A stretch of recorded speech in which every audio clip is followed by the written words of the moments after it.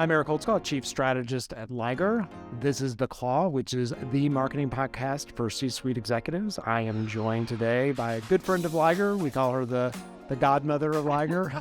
We've been watching the show about how The Godfather was made, so I think about that at times. So, God Mother of Liger, it's Beth Miller. She's with Executive Velocity. We both work with Beth to help with promotion of her brand, but she also works with our teams to make sure that we're living to our fullest potential. So, exactly. Yeah. So tell everybody who doesn't know, what does Executive Velocity do? So we do leadership development, executive coaching, along with succession planning, which I wrote a book, Replaceable, Obsession with Succession, back, gosh, it's been a year and a half now. That was like your pandemic. It was my COVID project, yeah. She and I chatted right before it happened. I'm like, write something and go be on some podcasts. Right. That's just... And I took your advice. Yeah. Make your time work. So, yeah. Yeah.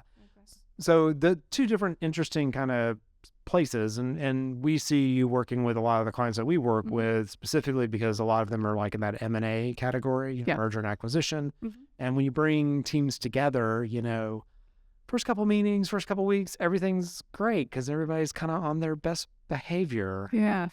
Yeah. And then that first emergency happens. Well, especially in mergers and acquisitions, because you've got oftentimes two different cultures, and you've got some political battles taking place, generally at the top, and that can filter down to the troops below. But really, it's understanding not just the personalities and behaviors of individuals, but how that plays into communications, how it plays into decision making and dealing with conflict, and what are the stresses that people are going through, because their natural behavior is going to come out from that. So talk to me about what's natural. What do you mean by that? Well, for instance, I am very fast paced, so under stress, I go faster. Yeah, and people will see that. So it's you go to your safe place when you're under stress. If you're not under stress, then you can make adjustments to your natural. I can slow down, but don't ask me to do that if I'm under stress. Yeah. And I could see, and M&A, and trying to bring the teams together. Everybody's trying to prove their worth. That often, no matter what they tell you, comes with some changes in the organization and who's going to stay and who's going to go. And roles change. Yeah. And then you're trying to figure out as an individual, where do I really fit? And who am I reporting to now? So it's really good to bring the new team together as a whole to understand each other's preferences from a behavioral standpoint, which then plays into communications. Yeah, because very rarely, you watch these television shows and you have the evil character who's trying to undermine everything. And that's not true, right? No. 99% of the people are trying their very best to do their very best work and to perform in the way that they need to. But it's about what you assume about that person. Right. Exactly. Think that they're this or they're that, when that may not be it at all. Right. You're just not the same person. And opposites obviously have some larger challenges than personalities that are closer. Yeah. There can be conflict, but if you understand that the person is coming from a place of care, and trying to understand you, that's going to help you get through that conflict or miscommunication. If you don't, then a lot of people will go to a bad place. Yeah. And so would it be true, I'm asking this question, so the longer you've been in your career, the better you are at faking it? Well, you obviously have a lot more experience.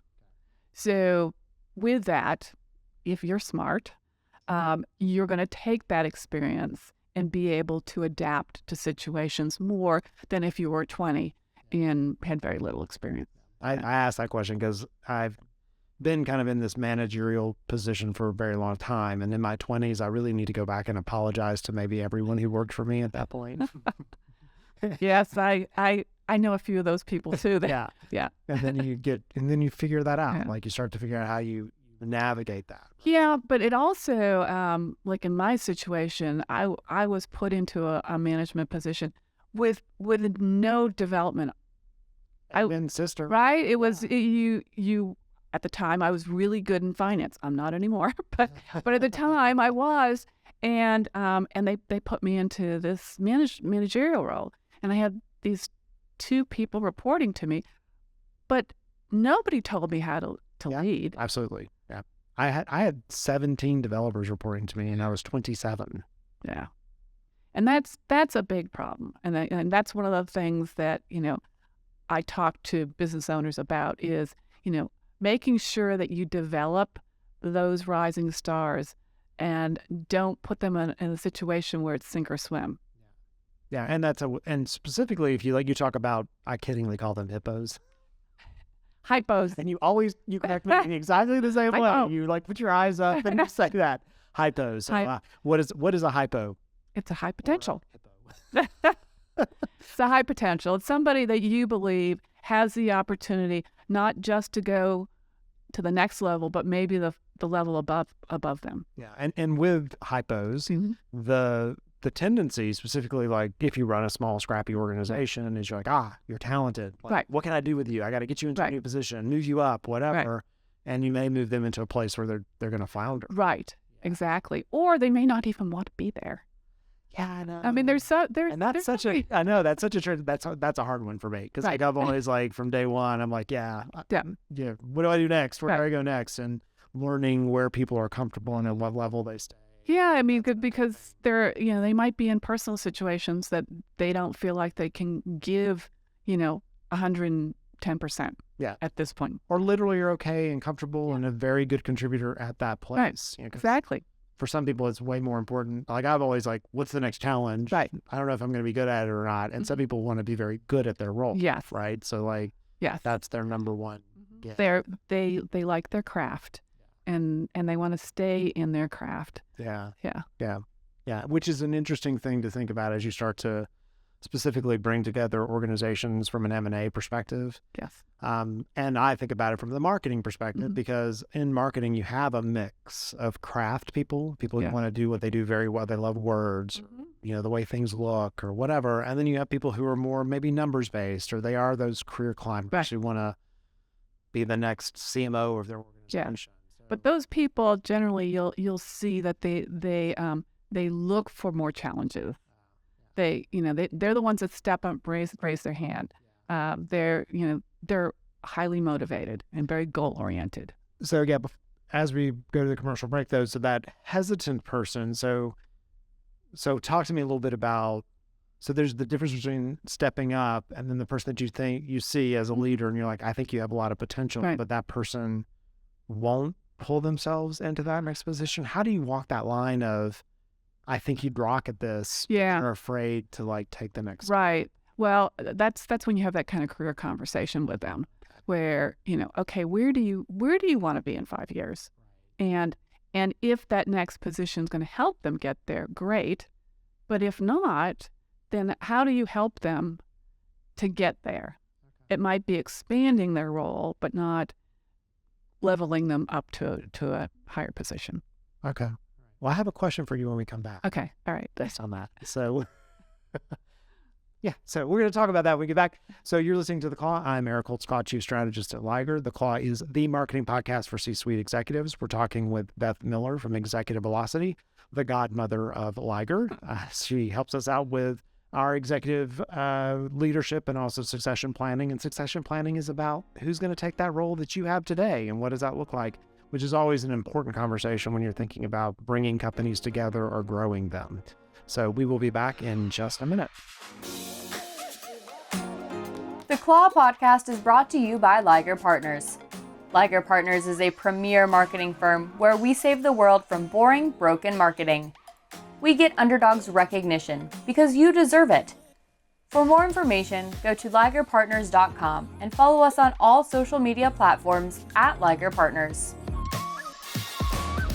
And we're back. You're listening to The Claw. I'm Eric Holtzclaw, Chief Strategist at Liger.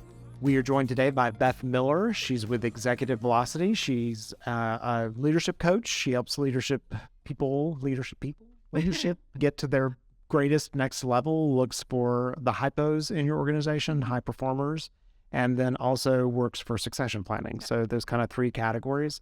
as we were talking in the last break, yeah, I asked you the question about the person who, doesn't necessarily want to step up, and you talked about having that career conversation. So what if the career conversation is disappointing? Yeah. Meaning, like, do you think the person has way greater potential than they do? Because there's that issue of pushing someone. Yeah. But at the same time, them not having the same vision for themselves, like almost a self-limiting belief. Yeah. So I talked a little bit about, expanding roles.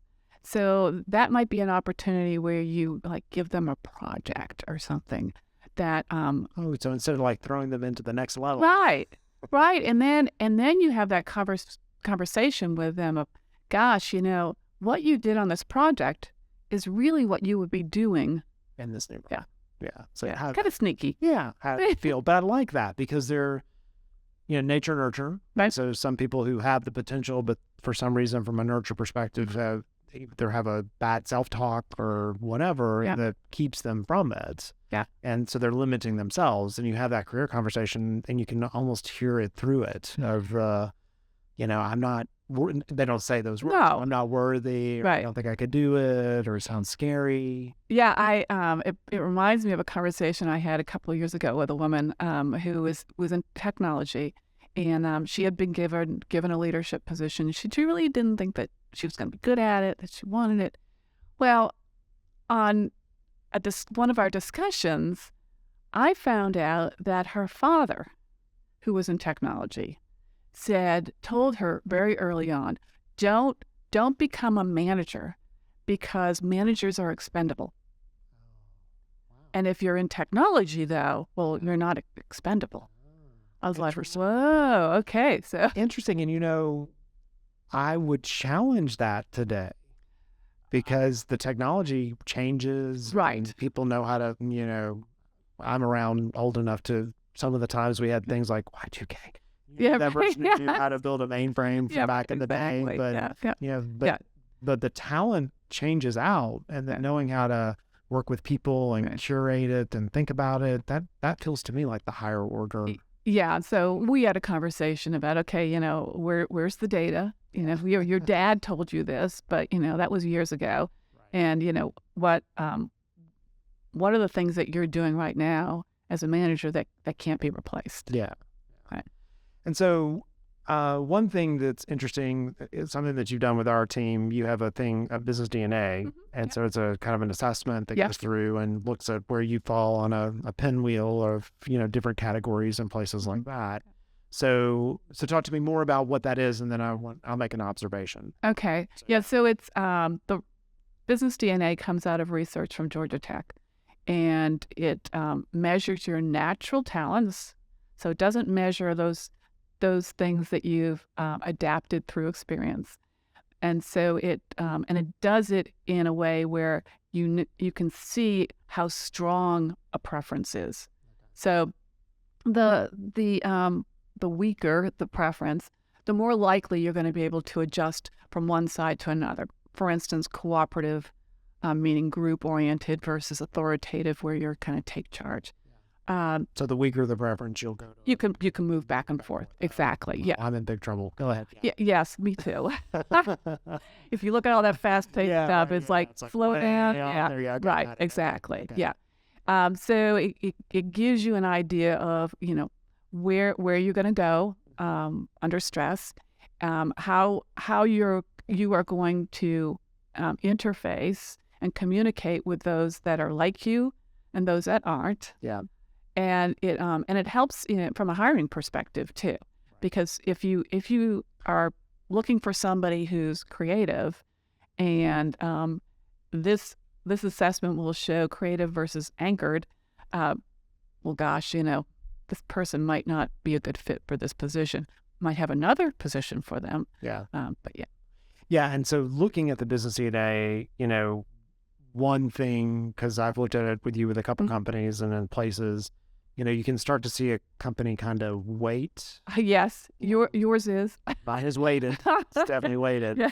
So is the goal to unweight a company, or is a goal to what does that mean? Right. And are you purposefully not? And then when you purposely don't, aren't you introducing conflict?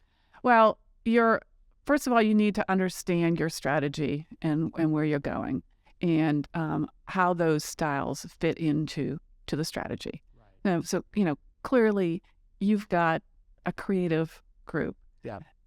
So there may be styles that don't really fit, but if you've got like a strategist, I know one strategist, if I recall, they're going to be kind of out on an island. Right. And a team needs to understand that so that when you're doing teamwork, that person is included because they're going to have a very different perspective than the majority. Yeah, yeah. Because I've always thought about, if you think about building teams, there's the job descriptions and whatever, right? Like they're like the black and white version of what the job's going to do. Right. And specifically, if you're building a team-based company, you're looking at it as a patchwork quilt. Right. Like you need, okay, well, I got people who are kind of fast-paced, and I need to bring in some people who might slow us up, or vice versa. Like, how do I supplement? Because and I think those are such, they're your natural tendencies, and so you can't get rid of it. No, you can't. Yeah. No. So it's especially if they're strong. Right. Right. Yeah. And so I bet you spend a lot of time getting people just to understand each other. Yes. Or maybe themselves. And most of the people that I've worked with, a few exceptions, when they read the assessment, they're like, yeah, this is me. Right. But every once in a while, I do run into somebody who's like, well, I don't. They're clearly not self-aware. Right. And there's not somebody that I want to be working with. Yeah, to be honest. Let's talk about that from a leadership perspective. That's the most dangerous leader. Yeah. Somebody asked me one day, like, what's the most dangerous thing? Like, one that's not self-aware. Right. Totally. They don't understand their impact on the organization. Right. They're like, they just bulldoze through or whatever that looks like. Because it's not bad to have it. It's just you have to know how and when to use it. Exactly. Yeah. But from a team perspective, you just need to understand who the outliers are, and how that's going to impact how you do things, not what. Right. The what is that job description. The how is how they get the what done. Yeah, so it's the skills I have versus the implementation of the skills. So exactly. There's a lot of different ways that might work. So, and then the other thing that's interesting in that category for me too is the assumptions you make when you meet somebody, because, we talk about like interview, people are not always, are people in interviews, are they more in their natural behavior at that point, or are they more like, they're in theater. They're in theater. Right. Right. Yeah. And understanding that from a reality perspective. Right. Yeah. Because that can be a surprise. Right, and that's why an assessment would help pull out some of the biases that you have as an interviewer. Yeah. If you meet somebody like you, it's going to be immediate connection, right? But there could be things there that you may not uncover because of that. Yeah. And so as we think about, growing an organization, so you have the idea of so first steps for you. So it's assessing, and then is it getting everyone to understand it? Like, how do you work through that? What does that look like from your perspective? From a team building perspective? Yeah. So, the first would be everybody does an assessment, and then we come together to understand each other's styles, and from a communication standpoint, what adjustments do you need to make? Because you own how you communicate. And so I can't use it as an excuse? No. I've had that happen. I can't say I'm just this way. And yeah, I've had that happen. Yeah. So it's like, even in team building. So see, I told you, this is how I do. I'm like, yeah, but you've got to be able to adjust to the other person. Right. Yeah, because it's a little bit of bending ways, because it just can't happen. No. Just one direction. Right, exactly. Yeah.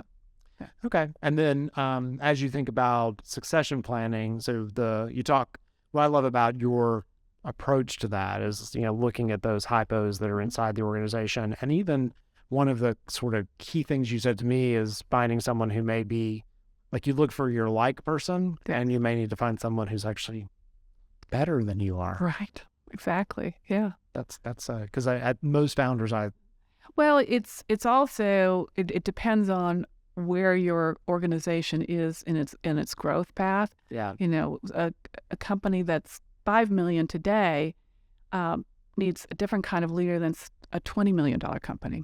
and being able to recognize where you fit in that Right. category. So very reflective. Yeah, exactly. So Beth's basically. I have been told that before, but no, I am not a trained therapist. But therapy is about awareness Yeah. and understanding and Yeah. why and what Exactly. drives it. It doesn't always mean you get to work it out Yeah. the way that you'd hoped, but you kind of like, oh, I know why Yeah. that happened. Exactly. Thank you so much for joining. Oh, well, thank It's you. always a pleasure to have you in the layer. So, I always enjoy it here. yes. So you've been listening today to The Claw. I'm Eric Holtzclaw, Chief Strategist. The Claw is brought to you by Liger, and it is the marketing podcast for C-suite executives. We've been speaking with Beth Miller with Executive Velocity. You can find all the information you want to on Beth on LinkedIn, probably the best way to get in touch with her, and then her website, executivevelocity.com. So thank you so much for tuning in.